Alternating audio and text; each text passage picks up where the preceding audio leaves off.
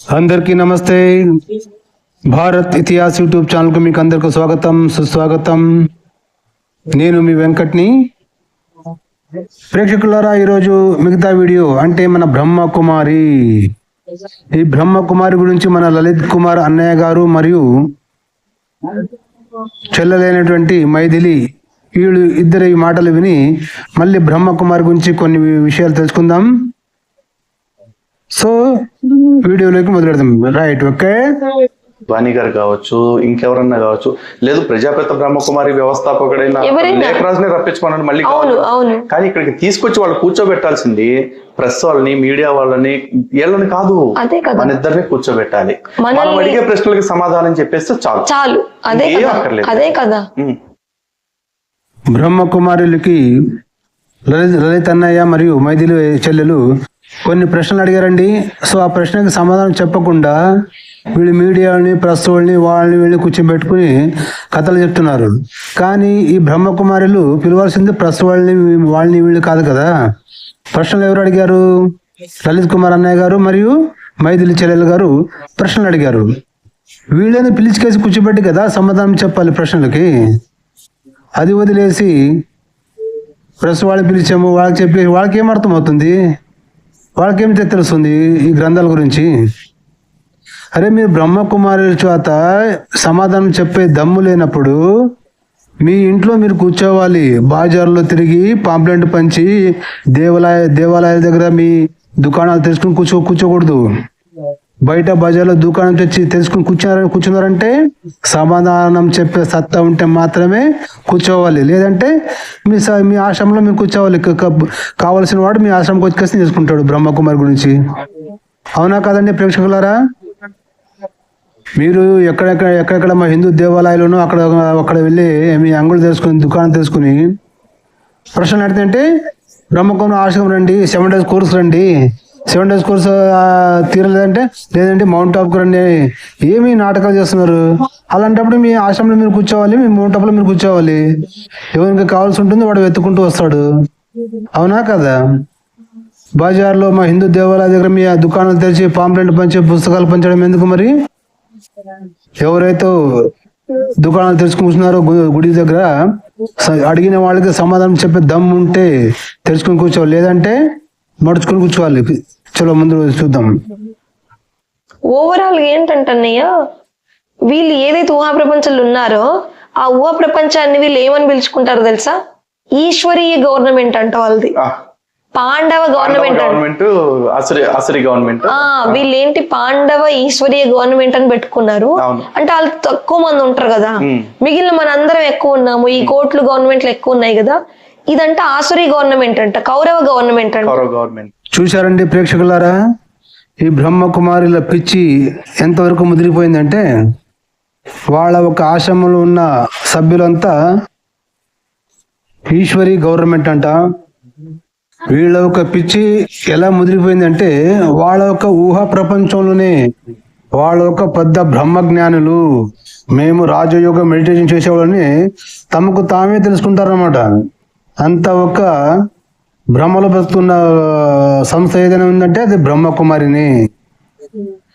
తో మిగతా వాళ్ళంతా బ్రహ్మకుమారి సంస్థలు లేరు. మిగతా వాళ్ళంతా ఏమంటే కౌరవుల గవర్నమెంట్ అంట. ఎందుకంటే ఎక్కువ మంది ఉంటారు కదా కౌరవులు. అలాగే బ్రహ్మకుమారి వదిలేసి మిగతా వాళ్ళంతా ఎక్కువ మంది ఉంటారు ప్రపంచంలో. సో వాళ్ళంతా కౌరవ గవర్నమెంట్ అంట.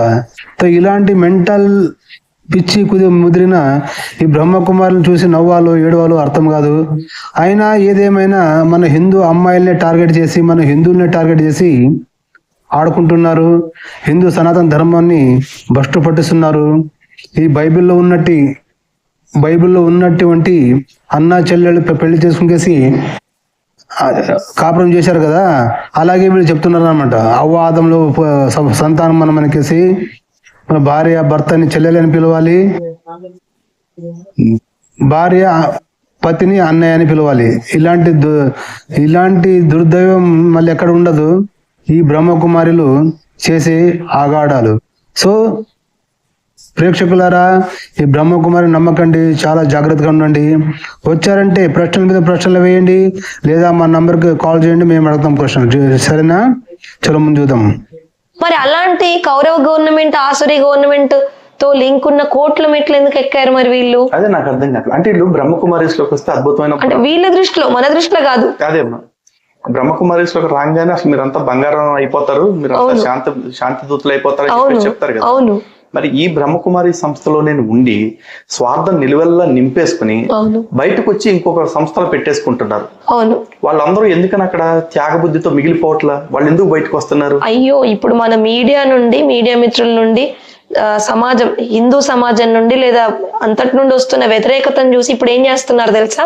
వీళ్ళ సొంత అకౌంట్లలో వచ్చే డొనేషన్లు అంతా నింపుకుంటున్నారు. ఏదైనా జరిగి సంస్థలు మూతబడితే విదేశాలకు జంప్ అవ్వాలని. విన్నారు కదా ప్రేక్షకులారా, ఈ బ్రహ్మకుమారి సంస్థలుంటే అనేకులు బయటికి వచ్చి దాన్ని ఆపోజిట్ గా పోరాడుతున్నారు, ప్రశ్నలు అడుగుతున్నారు. చాలా హిందూ ధర్మంలో హిందువులు ప్రశ్నలు అడుగుతున్నారు. మన లలిత్ కుమార్ అన్నయ్య గారు కానీ, మైథిలి చెల్లెలు కానీ, మాలాంటి వాళ్ళు కానీ దాన్ని నిలదీసి ప్రశ్నలు అడిగేసరికి వాళ్ళ బునాదులు కదిలిపోయి భయపడి ఇప్పుడు వచ్చే ప్రతి ఒక్కరి మీ బ్రహ్మకుమారికి డొనేషన్లు డబ్బులు ఇస్తున్నారు కదా, ఆ డబ్బులన్నీ మొత్తం తమ సొంత అకౌంట్లో వేసుకుంటున్నారు ఈ బ్రహ్మకుమారిలు. ఎందుకంటే రేపు ఏదైనా జరిగి సంస్థ మూతపడిందంటే విదేశాలకి జంప్ అవ్వాలని మొత్తం వాళ్ళ అకౌంట్కి షిఫ్ట్ చేసుకుంటున్నారు. ఆశ్రమాల పేర్లు కానీ, ఆశ్రమం కట్టడాలు కానీ, డబ్బులు కానీ, వచ్చిన డబ్బులు కానీ మొత్తం వాళ్ళ అకౌంట్లో వేసుకుంటున్నారంట. మళ్ళీ దీన్ని ఆలోచించండి ప్రేక్షకులారా, జాగ్రత్త. చూద్దాం ముందు. సొంతగా అన్ని కొనేసుకొని ఇచ్చేసుకుంటున్నారు. మన దగ్గర ఎవిడెన్స్ లేదంటారు మళ్ళీ అంటారు. అంటే నేను చెప్తున్నాను, సందర్భం వచ్చినప్పుడు అన్ని ఎవిడెన్స్ చూపిస్తాను. ఎందుకు ఇవన్నీ మాట్లాడుతున్నానంటే, అమాయకులు శివుడి పేరు విని పరమాత్ముడి అని ఏదో ఓం శాంతి అని వెళ్ళి అమాయకులు బలవుతున్నారు. అలాంటి వాళ్ళు బలవద్దనే ఇంటెన్షన్ తప్ప ఇంకేం లేదు. విన్నారు కదా ప్రేక్షకులారా, వీళ్ళంతా జనాన్ని మన శివుడు దేవుడు అని చూపించి ఓం శాంతి అని చెప్పి ప్రజల్ని యామర్చి వాళ్ళ సంస్థలోకి కన్వర్ట్ చేసుకుని వాళ్ళంటే డొనేషన్ డబ్బులు లాగి డబ్బులు దోచుకోవడమే వీళ్ళ పని. సరేనా? సమయం వచ్చినప్పుడు ఈ మన మైథిలి చెల్లె దగ్గర ఆధారాలు, ఫోటోలు, వీడియోలు అన్ని ఉన్నవి, చూపిస్తుంది. ఓకేనా? అండ్ మోరోవర్ ఇప్పుడు ఈ రోజు ఒక ప్రెస్ మీట్ ఏదో కాల్ఫర్ చేశారు. దానికి మనకు తెలిసిన మీడియా మిత్రులందరికీ మెసేజ్ పంపించారు. మన ఇద్దరికి ఎందుకు పంపలా? ప్రశ్నలు మనవి కదా. అదే కదా, ప్రశ్న మనవి అయినప్పుడు సమాధానం మనకి కదా ఫస్ట్ చెప్పాలి. అదే కదా. చెప్పేస్తే మన ఇద్దరం మాట్లాడటం మానేస్తే ఆల్మోస్ట్ నాకు తెలిసి 90% నెగిటివిటీ బయట పోతుంది. ఇప్పుడు మనల్ని కన్విన్స్ చేసే ప్రయత్నం చేయకుండా ఎందుకు మనం సప్రెస్ చేసే ప్రయత్నం చేస్తాం? వాళ్ళ జ్ఞానం ప్రకారం, వాళ్ళ గ్రంథాల ప్రకారం, వాళ్ళ సిద్ధాంతం ప్రకారం లైవ్ లో కన్విన్స్ అంటే కూడా మనం అనే ఉద్దేశం లైవ్ లో అందరి ముందే మేము అడిగేదాము, చూపిస్తాము, మీరు వాటికి సమాధానం చెప్పండి, పరిష్కారం చెప్పండి. అప్పుడు అయ్యో మేమే మిమ్మల్ని తప్పుగా అనుకున్నామని సారీ చెప్తాం, మేము కూడా మీ దాంట్లో జాయిన్ అవుతాం.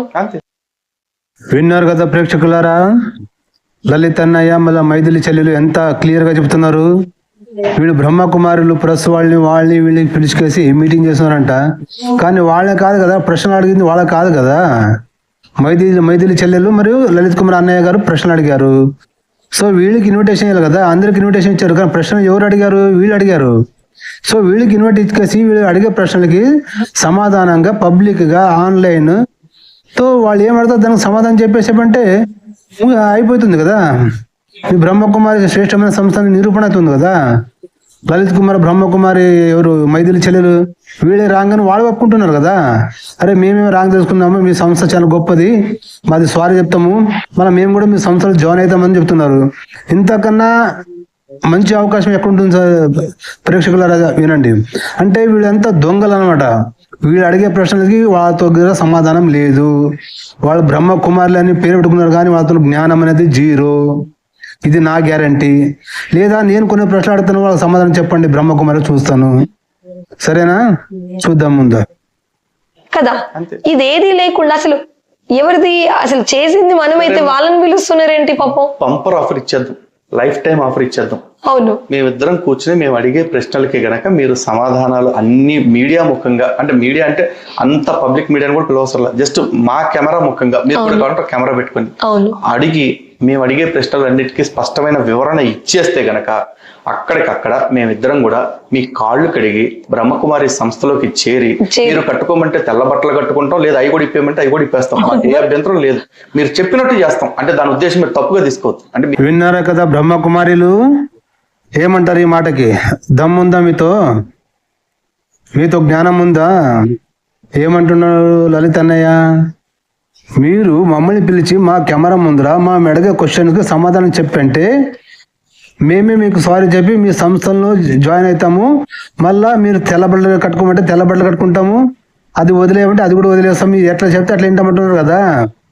ఇంతకన్నా బంపర్ ఆఫర్ ఎక్కడ ఉంటుంది చెప్పండి ప్రేక్షకులారా? అంటే ఈ బ్రహ్మకుమారులు మొత్తం దొంగలు, జ్ఞానవంతులు, అడిగే ప్రశ్నకు సమాధానం చెప్పలేని అజ్ఞానులు. అర్థమైందా? లేదు ఇదే 10 సంవత్సరాల నుండి బ్రహ్మకుమార్కి వెళుతున్నా మా ఫ్రెండే ఒకడు ఉన్నాడు, ఎవరు హుసేనప్ప అని, ఎస్బీఐలో బ్యాంకులో పనిచేసేవాడు, Indian bank of state bank of ఇండియాలో. సో ఈ బ్రహ్మకుమారి చేరిన తర్వాత అది వినికేసి ఇంకేం ఎంత చూసినా అంతే అనికేసి వర్క్ ప్రెషర్ ఎక్కువయ్యి నౌకరీ వాలంటీర్ రిటైర్మెంట్ తీసుకుని కేసి ఆ సగం పేమెంట్ ప్రజల డబ్బులు కూర్చుని తింటున్నాడు సిగ్గు లేకుండా. ఇలాంటి మనోభావజాలం పెరుగుతుంది బ్రహ్మకుమారులు చేరంటే. నపుంసకులు అవుతారు, చేతగానాలు అవుతారు, పని చేయని వాళ్ళు అవుతారు, మై దొంగలు అవుతారు. అదే ఈ బ్రహ్మకుమారులు 10 సంవత్సరాల నుండి బ్రహ్మకుమారికి వెళ్లే ఒక వ్యక్తిని మీరు ప్రశ్న అడగండి, వాళ్ళకి చెప్పరండి. 10 సంవత్సరాల నుండి బ్రహ్మకుమారి పోయి నేను నేర్చుకునేది ఏమి? అక్కడ 10 సంవత్సరాల నుండి బ్రహ్మకుమారి పోయికేసి నేర్చుకునేది ఏమయ్యా? మేము అడిగే ప్రశ్నకి సమాధానం చెప్పండి అంటే లేదు అక్కడ ఆశ్రమం రా అని చెప్తాడు. అరే ఆశ్రమం రా అంటే నీ పోయి నేర్చుకునేది 10 ఏళ్ళ నుండి, 10 సంవత్సరాల నుండి నీకు పోయి నేర్చుకునేది ఏమి? ఆడ పీకింది ఏమిటాడా? ఏం నీకు చెప్పడానికి దమ్ లేదా? నీకు చెప్పిన దమ్ లేదు. 10 సంవత్సరాల నుండి అక్కడ పోయి లాభం ఏంటి? మళ్ళీ నువ్వు ఆశ్రమం పోయిన తర్వాత ఏమంటారు? లేదు 7 days కోర్సు రామంటారు. లేదు 7 days కోర్సు, 7 days కోర్సు తెలుసుకుని కూర్చున్నారు మీ సంస్థలో, మీరు బయట ఎందుకు తిరుగుతారు? అవునా లేదు ప్రేక్షకులారా? సో బ్రహ్మకుమారి నుండి జాగ్రత్త, ఎక్కడ కనపడినా ప్రశ్నలు అడగండి. సో మరో ముందు వీడియోతో కలుద్దాం. అంతవరకు చూస్తుండండి భారత్ శ్రీ యూట్యూబ్ ఛానల్. నేను మీ వెంకట్ని. అంతవరకు జై హింద్, వందే మాతరం, భారత్ మాతా కీ జై.